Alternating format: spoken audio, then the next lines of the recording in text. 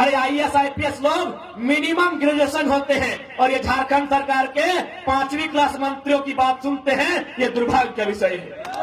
अभी उनका गलत बात सुनते हैं, उनका गलत बात सुनते हैं। ठीक है, वो सरकार में है, सरकार का बात मानना कार्यपालिका का मतलब होता है, कार्यपालिका का नियम होता है। लेकिन आप एक विधायक के कहने पर पीरटार के दर्जनों छात्रों पर केस सिर्फ इसलिए करते हैं क्योंकि उनके खिलाफ बात करते हैं।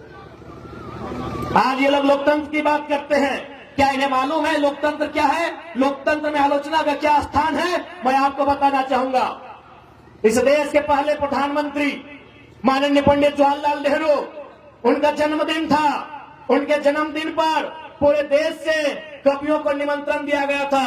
उस कवियों की भीड़ में एक नौजवान नागार्जुन भी था। नागार्जुन ने क्या कहा था पता है? पंडित नेहरू के सामने कहा था कि वतन बेचकर नेहरू फूले नहीं समाते हैं।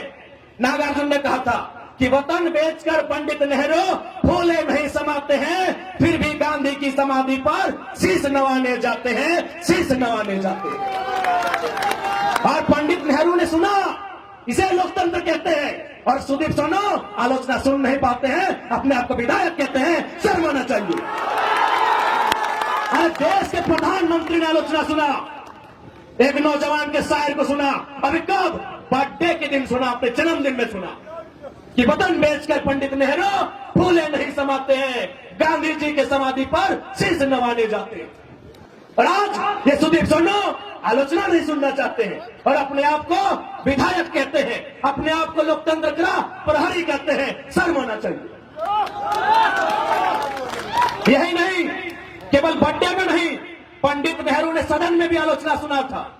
उस समय कवि कुल के श्रेष्ठ रामधारी सिंह दिनकर राज्यसभा के सांसद थे। भारत चाइना से 1962 में पीट चुका था और राज्यसभा में और कांग्रेस के सांसद थे, ऐसा नहीं कि विपक्ष के थे।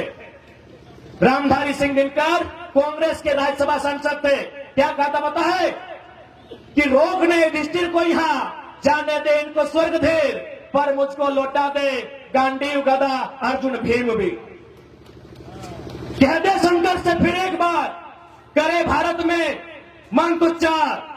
आज ये सहिष्णुता होती है, ये लोकतंत्र होता है। और आज ये शख्स आलोचना सहन नहीं पाता है, आलोचना सह नहीं पाता है और अपने आप को लोकतंत्र का हिस्सा बताता है। शर्म आनी चाहिए। देश के प्रधानमंत्री ने आलोचना सहा है, प्रथम प्रधानमंत्री ने।